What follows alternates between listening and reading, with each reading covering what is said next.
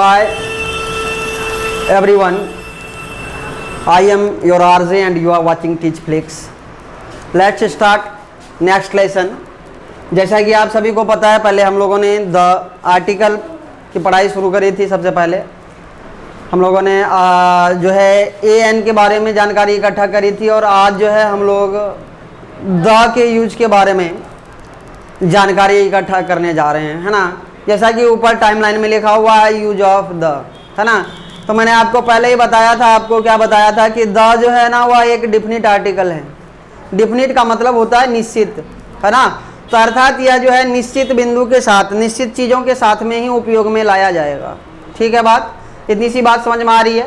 और पहला पॉइंट कह रहा है कि द का यूज जो है निश्चित या, है ना, पूर्व परिचित नाउन के पहले किया जाता है। जैसे आई मीट अ बॉय, इस सेंटेंस में बॉय से किसी लड़के का बोध होता है जो निश्चितता को डिनोट, है ना, कर रहा है, जो कि निश्चितता को क्या नहीं कर रहा है, डिनोट नहीं करता है। क्यों नहीं डिनोट करता है? क्योंकि मैं क्या कह रहा हूं कि मैं एक लड़के से मिला था। किस लड़के से मिला था, है ना, मैं किस लड़के से मिला था इसके बारे में बता नहीं पा रहा हूं। मतलब यह निश्चित नहीं है कि वह लड़का कौन था, राम था, श्याम था, मोहन था, मोहन था, है ना। तो इसके बारे में मेरे को पता नहीं है, मैं उसको नहीं जानता था, इसीलिए मैंने ए का उपयोग किया गाइज। अगर मैं उस लड़के को जानता पहले, है ना, या उससे मेरी कोई परिचय होती वहां पर, तब मैं उसके साथ क्या लगाता, जैसा कि आपको स्क्रीन पर दिख रहा होगा, आई मीट द बॉय। इस सेंटेंस में किसी जान पहचान अर्थात निश्चित लड़के का बोध होता है। इसमें क्या हो रहा है, इस सेंटेंस में जो है आप, है ना, I meet the boy, I meet the boy में क्या हो रहा है, यहां आप एक निश्चित लड़के से मिल रहे हैं, एक ऐसे लड़के से मिल रहे हैं जिसके बारे में, है ना, पता है आपको। मैं एक ऐसे लड़के से मिला जिसके बारे में मुझे पता था। ठीक, अब पॉइंट नंबर 1 यहां से स्टार्ट होता है।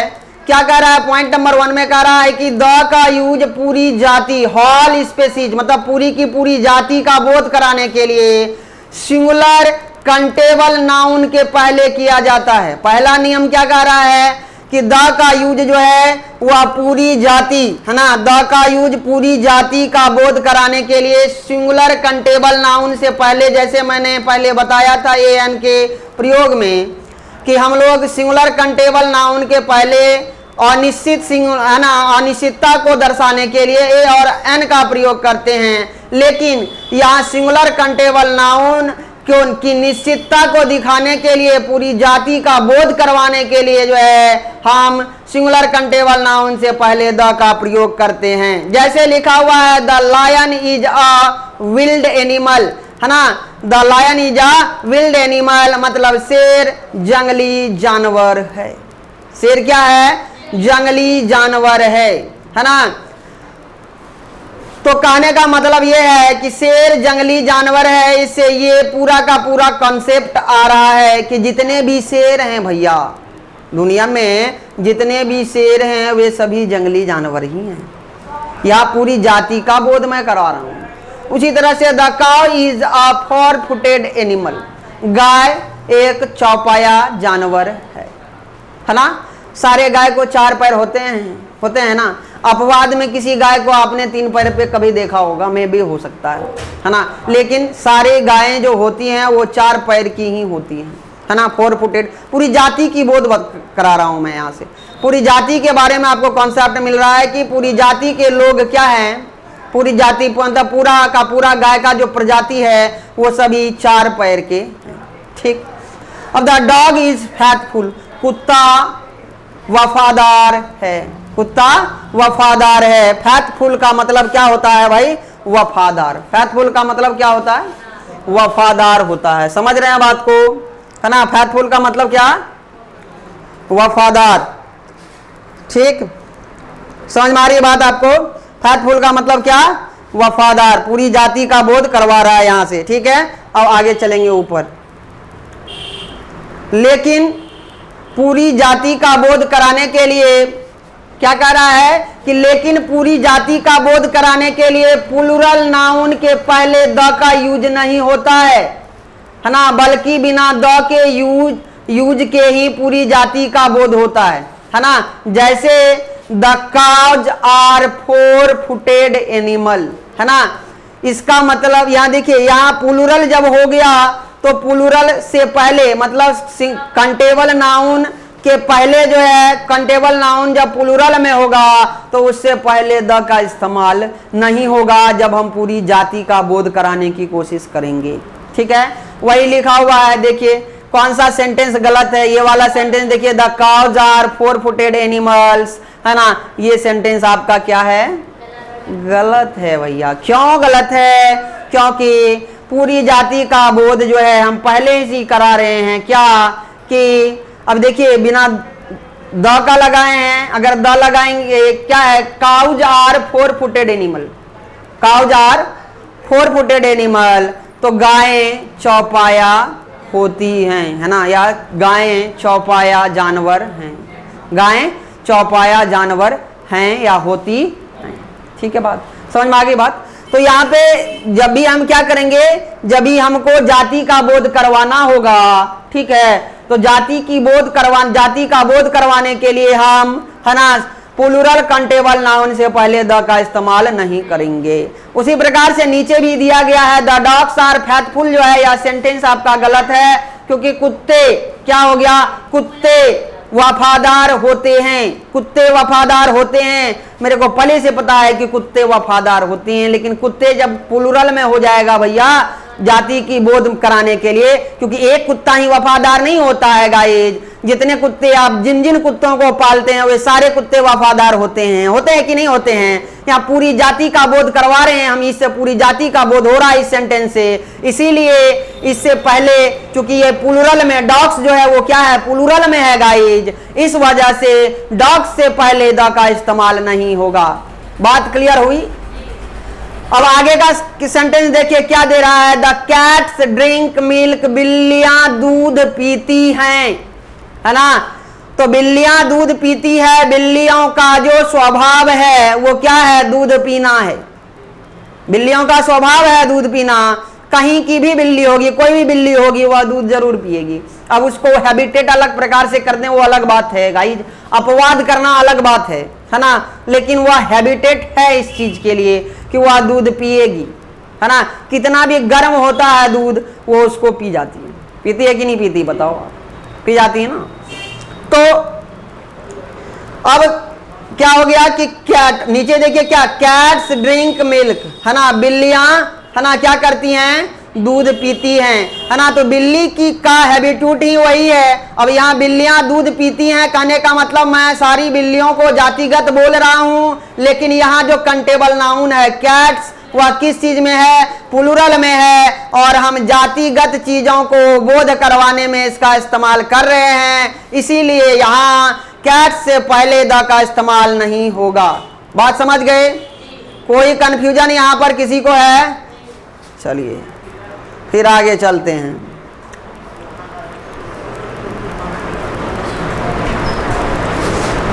अब देखिए यही एक रूल बता रहा है, क्या बता रहा है कि यदि कोई प्लूरल नाउन निश्चित हो तो उससे पहले द का यूज होता है, द का यूज होता है। ठीक है, यही दिया हुआ है कि नहीं दिया हुआ है, देखिए आप, है ना। जैसे सेंटेंस दिया हुआ है, the students of this school are, है ना, वेल डिसिप्लिन्ड। कहने का मतलब है कि इस स्कूल के छात्रगण, है ना, अच्छे, है ना, संस्कारी हैं, डिसिप्लिन्ड हैं, समझ रहे ना बात को, है ना, आचरण के हैं, अच्छे आचरण के हैं, डिसिप्लिन, है ना, आचरित हैं, समझ रहे हैं बात को। तो यहाँ कितने स्टूडेंट हैं हमारे स्कूल में, या हम जिस इंस्टीट्यूट में पढ़ा रहे हैं इस इंस्टीट्यूट में कितने स्टूडेंट हैं, इनका खाका हमारे पास है, ये हमें पता है कि हमारे यहाँ कितने स्टूडेंट्स हैं, है ना। निश्चित है बात निश्चित है कि नहीं है, है ना, बात निश्चित है। जब बात निश्चित हो जाए तो क्या करते हैं, उससे पहले हम द का इस्तेमाल इसीलिए स्टूडेंट से पहले किए हैं। इससे पहले का रूल आपने पढ़ा, क्या पढ़ा गाइज, आपने पढ़ा कि जब पूरी जाति का बोध होता है तो है ना प्लूरल कंटेबल नाउन के पहले द का इस्तेमाल नहीं होता है। लेकिन अभी अभी आप यहाँ जो रूल पढ़ रहे हैं वह रूल क्या कह रहा है, यदि कोई प्लूरल नाउन निश्चित हो तो उसके पहले द का यूज होता है। उससे पहले क्या होता है, द का यूज होता है। कैसे होता है, जब निश्चित होता है तब, डिफिनिट होगा तब। जैसे इस इंस्टीट्यूट में कितने स्टूडेंट पढ़ते हैं ये डिफिनिट है, मेरे को पता है, हमारे यहाँ एडमिट हैं आप, हमको पता है कि हमारे यहाँ कितने स्टूडेंट पढ़ते हैं, इसीलिए हम ये बोल सकते हैं, क्या बोल सकते हैं इसके बदले में, the student of this institute, है ना, institute are good in study. हम ना यहाँ के इस इंस्टीट्यूट के छात्र है ना एवं छात्राएं है ना स्टूडेंट्स जो हैं वो पढ़ाई में अच्छे हैं, पढ़ाई में अच्छे हैं। ठीक है बात। अब दूसरा सेंटेंस लेते हैं, क्या कह रहा है, the boys who are standing there are my friend. The boy, लड़के जो वहां खड़े हैं। अब वहां कितने लड़के खड़े हैं वो मेरे को दिख रहा है गाइस, निश्चित है बात समझने की कोशिश कीजिए। जितने लड़के वहां खड़े हैं वो मेरे को दिख रहे हैं और वो निश्चित क्वांटिटी में हैं, इसीलिए हमने यहाँ द का इस्तेमाल किया। समझ रहे हैं बात को, बात क्लियर हुई। आगे की बात है, the books you purchased yesterday are very costly. The books, जो किताबें आपने कल खरीदी हैं वो बहुत ही महंगी हैं, बहुत महंगी हैं। समझ रहे हैं बात को। द बुक्स, जो बुक्स आपने खरीदा वो निश्चित था, तो आपको पता है कि आपने कल कौन कौन सी किताबें खरीदी हैं। ठीक है बात, इसीलिए यहाँ बुक्स से पहले द का इस्तेमाल हुआ है, क्योंकि इसके बारे में आपको पता है। ठीक बात समझ रहे हैं आप। आगे चलते हैं हम। The teachers who live there are gentle. शिक्षक जो है ना वहां रहते हैं वे नेक हैं, वे नेक हैं, है ना। तो अब देखिए, द टीचर्स जो वहां रहते हैं, मतलब आपको पता है कि वहां कौन कौन से टीचर रहते हैं, मतलब कौन कौन सर वहां रहते हैं, इसके बारे में आपको पता है। जैसे आप घर पे हैं, सपोज कीजिए आपसे पूछा गया कि आपके शिक्षक कैसे हैं, आप कहेंगे the teachers who teach there, है ना, who teach there are gentle.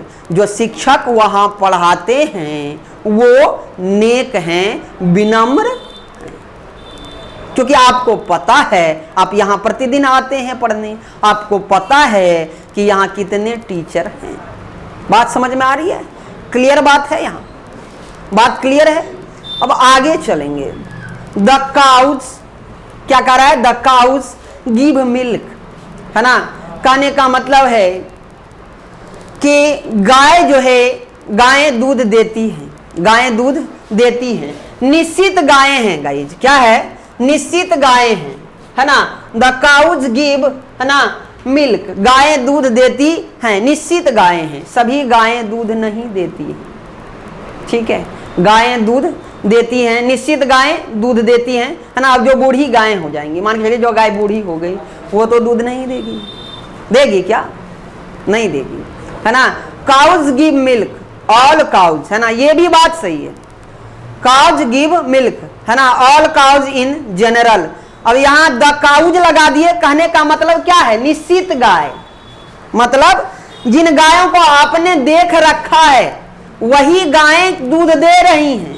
अगर आपने बोल दिया काउज गिव मिल्क, दोनों बातें एक ही हैं गाइज, गायें दूध देती हैं और वहां भी गायें दूध देती हैं, लेकिन वहां की जो थिंक करना है guys, you have to think about the English.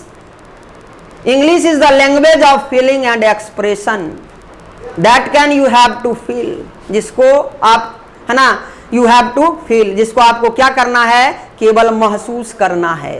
अगर आपने लैंग्वेज को फील कर लिया, you can learn every language easily, आप सभी लैंग्वेज आराम से सीख जाएंगे। लैंग्वेज फीलिंग की ही चीज़ें हैं, अगर आप इसको फीलिंग के तौर पे समझे तो निश्चित तौर पे आपके लिए आसान है। देखिए क्या कह रहा है, द काउज गिव मिल्क, मतलब क्या है कि आपके यहाँ 4-5 गायें हैं और उनमें से जो गायें हैं वो सभी दूध देती हैं।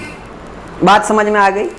अब काउज गिव मिल्क मतलब जितना गाय है ना, जो आपके यहाँ नहीं भी है, पड़ोसी के यहाँ भी है ना, बगल वाले के यहाँ भी है ना, गंगा के यहाँ है ना, सरस्वती के यहाँ है, जमुना के यहाँ गाय है, वो सारी गायें, कहने का मतलब वो सारी गायें दूध देती हैं, ये आप कहना चाह रहे हैं। लेकिन आपको ये पता नहीं है ना, काउज गिव मिल्क है ना, गायें दूध देती हैं, आप सबको एक साथ ला रहे हैं है ना, लेकिन आपको पता नहीं है, बिना पता किए ही आप ये बात बोल रहे हैं कि काउज गिव मिल्क। लेकिन जब आप बोलते हैं द काउज गिव मिल्क, कहने का मतलब ये है कि आपको गाय के बारे में पता है, तभी आप द लगा रहे हैं। बात समझ गए ना, बात समझ में आई। आगे की बात देखिए, do you teach the boys, है ना, do you teach the boys some particular boys, कुछ खास लड़कों को आप पढ़ाते हैं। कहने का मतलब है कि मैं कुछ खास लड़कों को पढ़ाता हूँ, समझ रहे हैं। डू यू टीच बॉयज, अब यहाँ देखिए है ना, बॉयज इन जनरल, क्या आप लड़कों को पढ़ाते हैं, है ना, समझ रहे हैं बात को। सपोज कीजिए कि कुछ बच्चे काफ़ी कमज़ोर होते हैं, ये नहीं कहूँगा कि कोई बच्चा बहुत कमज़ोर होता है, सारे बच्चे पढ़ने में तेज होते हैं, सही बात जो है, ठीक है।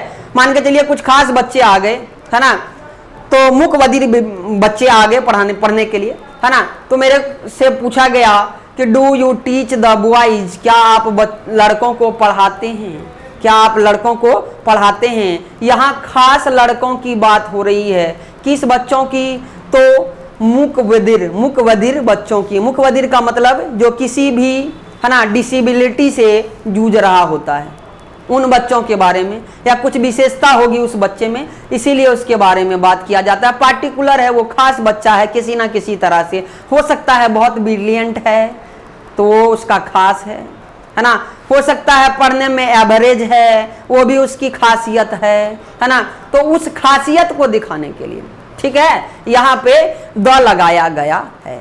अब जनरल के लिए डू यू टीच बॉयज, क्या आप लड़कों को पढ़ाते हैं, है ना, समझ रहे हैं, जनरल बॉयज की बात हो रही है यहाँ पे, है ना। इसीलिए यहाँ दोनों सेंटेंस सही है, लेकिन सेंस केवल अलग अलग है, सेंस क्या है, अलग अलग है।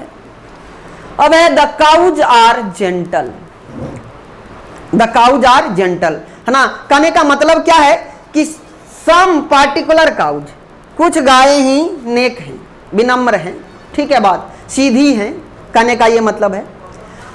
तो बाकी सारी गायें जो हैं वो, आप गांव में रहते हैं, आपके आस पड़ोस में है ना, या आपने गाय को, बहुत सारे गायों को देखा होगा, है ना, आस पड़ोस में भी गायें होंगी, है ना। जो बच्चे शहर में होते हैं या शुरुआत से ही शहर में रहते हैं, उनको तो थोड़ा गाय वगैरह थोड़ा कम ही देखे होंगे, या देखे भी होंगे तो उतना ध्यान नहीं दिया होगा, क्योंकि है ना उनको अपनी ढेर सारे वर्क में लगे रहना पड़ता है। आप लोगों को भी लगे रहना पड़ता है, सारे बच्चों को, है ना, सारे बच्चों कुछ ना कुछ में हमेशा बिजी रहते हैं। लेकिन फिर भी जिन्होंने गाय को देखा, तो सारी गायें जो हैं, है ना, वो एक समान नहीं होती हैं, सीधी नहीं होती हैं, कुछ ना कुछ ऐसी होती है जिसके पास जाएंगे तो वो बड़ी जोर से मुंडी ऐसे, है ना, आपके तरफ घुमाएगी, बड़ी कड़ाके से आवाज करेगी, है ना, करती है कि नहीं करती है ना।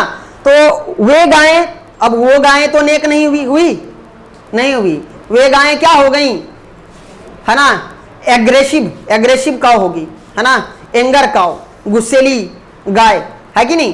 तो यहां क्या कह रहा है कि द काउज आर जेंटल, कहने का मतलब है कुछ गायों के लिए ये बात कही जा रही है, और यही बात जब आप कहते हैं काउज आर जेंटल, कहने का मतलब सभी गायों के लिए जब बात होगी तो आप काउज से पहले द का इस्तेमाल नहीं करेंगे। अगर पार्टिकुलर गाय के लिए, खास गाय के लिए, जिनको आपने देखा है, जिनके बारे में आपको पता है, अगर उन गायों के बारे में बात हो रही है, अगर वे नेक हैं, तो आपको ये कहना होगा द काउज आर जेंटल। बात समझ गए, बात क्लियर हुई, ठीक है। बात आगे चलते हैं।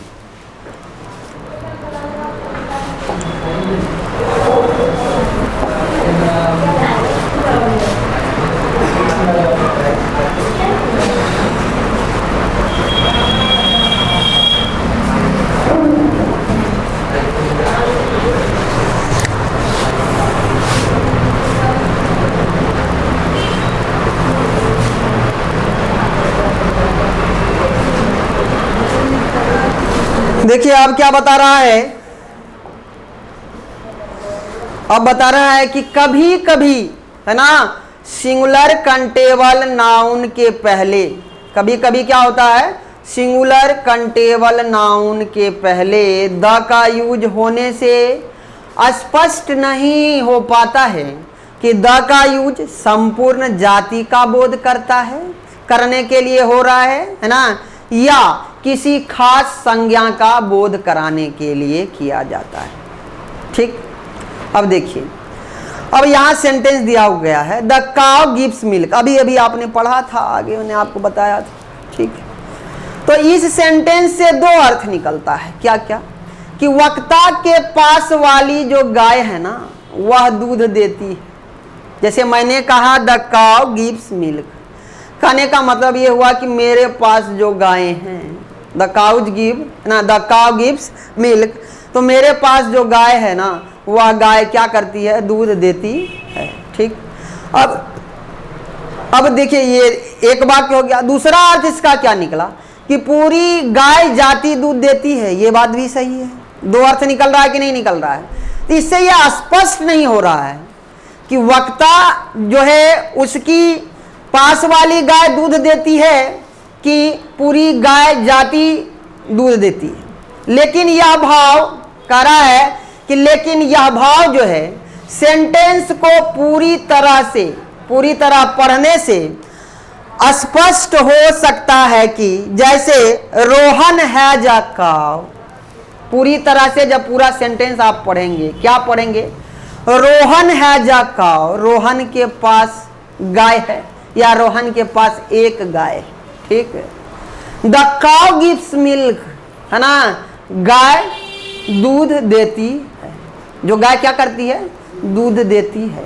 अर्थात यह है कि सेंटेंस से देखिए यह स्पष्ट हो रहा है कि किसी खास गाय, है ना, किसी खास गाय जो रोहन के पास है वह दूध देती है ना। अगर सिंगल सेंटेंस लिखा रहेगा तो आपको इस बात को स्पष्ट करने में थोड़ी परेशानी होगी कि वक्ता के पास जो गाय है वह दूध देती है या दुनिया की सभी गायें दूध देती है ना।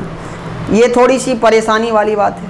थोड़ा सा अपने मन में अपना जो है सेंस को विकसित करते हुए इसके बारे में कुछ विशेष, है ना, थोड़ा सा सोचेंगे तो निश्चित तौर पे जो है आपको लगेगा, क्या लगेगा भाई, कि यह सेंटेंस जो है ना, सेंटेंस के बारे में सोचेंगे कि सेंटेंस क्या कह रहा है ना, तो आपको पता चल जाएगा कि द का सही यूज क्या है।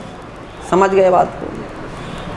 चलिए, बाकी मैं अपनी ओर से पूरी कोशिश कर रहा हूं कि आपको द के बारे में पूरा का पूरा पता चल सके कि किस किस स्थिति में आप द का यूज करते हैं और कहाँ कहाँ करते हैं। ठीक,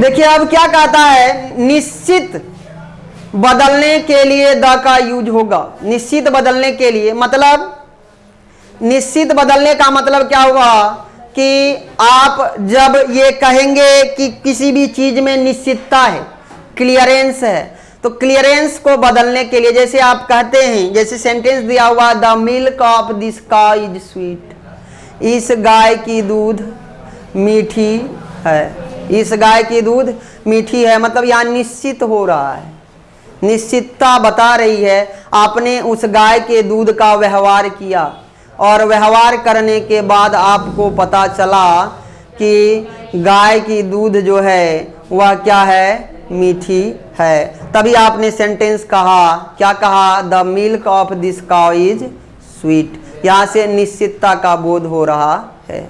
ठीक, अब दूसरा सेंटेंस कह रहा है कि the water of this well is pure, इस कुएं का पानी, है ना, शुद्ध है।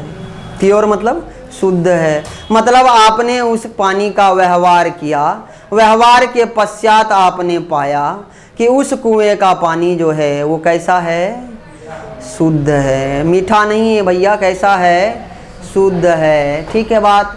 The gold of south Africa is pure, the gold of south Africa is pure. South Africa का जो सोना होता है ना, सोना वह क्या है, होता है भाई, प्योर होता है, शुद्ध होता है। कैसा होता है, शुद्ध होता है। समझ रहे हैं बात को, है ना। क्या कह रहा है कि साउथ अफ्रीका का जो सोना है वह कैसा है भाई, वो एकदम प्योर होता है। ठीक है, तो इसका मतलब ये हुआ कि इसका व्यवहार किया गया। और आप सभी हम जानते हैं कि साउथ अफ्रीका का जो सोना होता है, या तो आपने व्यवहार से जाना, या तो लोगों के द्वारा जो है ना दिया गया आपको प्रतिवेदन, उसमें आपने ये जाना कि साउथ अफ्रीका का सोना कैसा होता है, शुद्ध होता है। बात समझ गए बात को, निश्चितता वाली बात है इसमें। ठीक है, अब कहता है the beauty of Switzerland is, है ना, पैरिस वर्थी, प्राइज वर्थी। क्या कहता है, प्राइस वर्थी। कहने का मतलब ये है कि स्विट्जरलैंड की जो सुंदरता है ना, वो है ना अद्भुत है, और है ना बहुत ही शोभनीय है ना, स्वर्ग के समान है भाई, है ना। और ये बात सत्य है, निश्चित है, इसीलिए हमने द ब्यूटी लगाया है ना। अब है Sachin Tendulkar is the Don, है ना, Bradman of India. Sachin Tendulkar जो हैं वो भारत के डॉन ब्रैडमैन हैं। डॉन ब्रैडमैन कौन थे, तो एक बहुत ही बड़े बल्लेबाज, है ना, बहुत बड़े बल्लेबाज थे, है ना। सचिन तेंदुलकर की तुलना उनसे की गई है, और ये निश्चित वाली बात है, सत्य वाली बात है। इसीलिए यहाँ जो है ना, डॉन ब्रैडमैन से पहले द का इस्तेमाल हुआ। ठीक। The Ram of the Ramayana is brave. Ramayana के राम जो हैं वो बहादुर हैं। रामायण के राम बहादुर हैं भाई, है ना। सबको पता है, रामायण जिसने भी पढ़ी उन्होंने यह बात को जाना कि रामायण के राम बहादुर हैं, और ये बात निश्चित है। आप बोले या ना बोले, हम बोले या ना बोले, लेकिन रामायण के राम बहादुर हैं, ये निश्चित है। इसीलिए द राम लगा हुआ है। अब जैसे मान के चलोगे, लिखा रहेगा राम रोटी खाता है, तब द राम ईट्स ब्रेड नहीं होगा, है ना, क्योंकि यहाँ निश्चितता का कोई बोध नहीं हो रहा है ना। और राम यहाँ कोई खास आदमी भी नहीं है। समझ रहे हैं बात को, है ना। राम रोटी खाता है, अपने घर में जाके देखा था कि राम रोटी खाता है? हो सकता है राम रात में चावल खाता हो, है ना।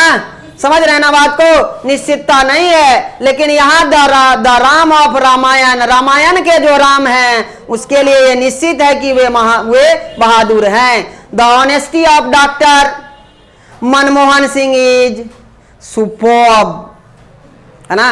अर्थात डॉक्टर मनमोहन सिंह की ईमानदारी जो है वह क्या है, बहुत ही अद्भुत है, बहुत अच्छी है, बहुत बड़ा है जी, है ना, सुपर्ब है। समझ रहे हैं बात को। तो द ऑनेस्टी जो है, ईमानदारी, यहाँ क्या हो रहा है, डॉक्टर मनमोहन सिंह की जो ईमानदारी थी, सच में उनकी ईमानदारी जो थी वो काफी सुपर्ब थी, है ना। इसीलिए हमने यहाँ द लगाया।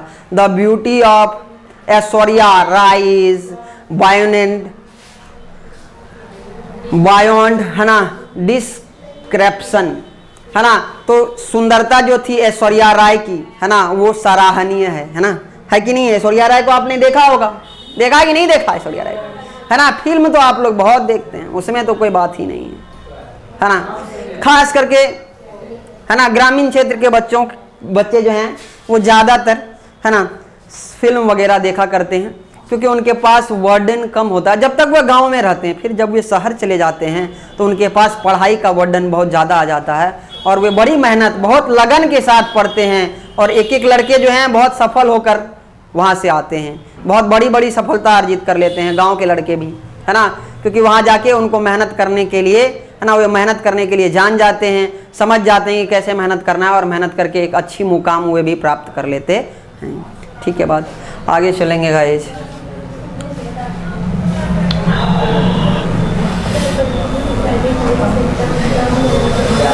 देखिए कहता है निम्नलिखित के पहले द का यूज होता है, जैसे दिया गया है ऐतिहासिक भवन, हिस्टोरिकल प्लेस, है ना। ऐतिहासिक भवन का मतलब हुआ जो हमारे इतिहासकार ने, मतलब हम जहाँ से हमारी इतिहास जुड़ी हुई है, जैसे ताजमहल एक ऐतिहासिक भवन है। किसने बनाया? शाहजहां ने बनाया था भाई, बनवाया था, है ना। बनाया नहीं था, बनवाया था। बनाया तो मजदूर था भाई, है ना। बनाया कौन था? मजदूर था, है ना। लेकिन बनवाने वाले की यहाँ देखिए मूल्य ज्यादा और बनाने वाले की मूल्य कम है, ठीक है बात। तो क्या कह रहा है? ताजमहल, द ताजमहल लिखा हुआ है, तो द ताजमहल जो है क्या है? हमारा एक ऐतिहासिक भवन है ना। उसके बाद विक्टोरिया पैलेस, है ना, ये भी क्या है? एक ऐतिहासिक भवन है। द गोल घर, रेड फोर्ट कहते हैं इसको, है ना। द गोल घर जो है ना, गोल घर के बाद द गोल घर है, उसके बाद रेड फोर्ट, लाल किला, है ना। The red fort, Lal Qila, गोल घर पटना में है, पटना में भी गोल घर है ना, देखा है आपने, है ना। तो ये सभी जो है क्या है? हमारे ऐतिहासिक भवन हैं। अर्थात कोई भी ऐतिहासिक भवन होगा उसके नाम से पहले आप क्या लगाएंगे? द लगाएंगे। ऐतिहासिक अवधि और काल से पहले, है ना, क्या लगाएंगे आप? द का इस्तेमाल करेंगे। जैसे है ना, द एलिजाबेथन एज, है ना। एलिजाबेथ नाम की एक लेडी थी, है ना, उसी के बारे में दिया गया है कि उसका जो काल था, एज था, उस टाइम पे एलिजाबेथ जब थी, उसका जो काल था, जब तक वो जी, जब तक उनका शासन चला, तो उस शासन से पहले, है ना, उनकी अवधि तक में आप क्या लगाएंगे? द लगाएंगे। जैसे द बाबर, है ना, द बाबर पीरियड, मतलब बाबर का जो है अवधि, बाबर काल, बाबर एक बड़े शासक थे, है ना, उसके पहले भी आप द लगाएंगे, ठीक है। साम्राज्य से पहले, अब क्या कर रहा है? साम्राज्य से पहले, इंपायर, जैसे द रोम इंपायर, है ना, रोम साम्राज्य। द सिख इंपायर, है ना, सिख साम्राज्य। उसके बाद क्या दिया हुआ है? द मुगल इंपायर, है ना, मुगल साम्राज्य। साम्राज्य के बारे में आप पढ़ा होगा, सिंधु, है ना, पढ़ा कि नहीं पढ़ा? ढेर सारे साम्राज्य के बारे में आपने पढ़ा, है ना। बहुत सारे लोगों का साम्राज्य था हमारे भारत में। उन सारे साम्राज्यों के नाम से पहले क्या लगेगा? द लगेगा। वंशज, है ना, जैसे सबके कोई ना कोई वंशज है ना, तो उन वंशजों के पहले, है ना, क्या लगेगा? द लगेगा। समझ रहे हैं बात को? आज का क्लास यहीं तक रहेगा। अगर आपको हमारा क्लास अच्छा लगा हो तो हमारे चैनल को सब्सक्राइब करें, लाइक करें और शेयर जरूर करें। आज के लिए इतना ही। जय हिंद, जय भारत।